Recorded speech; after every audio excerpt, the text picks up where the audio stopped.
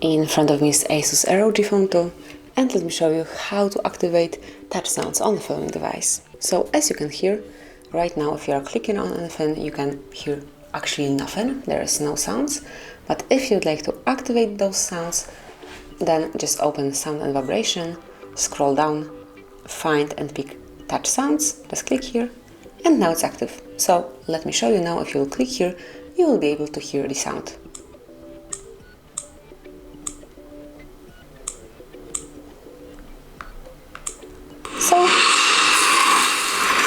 So this is it, this is how you can activate touch sounds. Thank you for watching, please subscribe our channel and leave the thumbs up.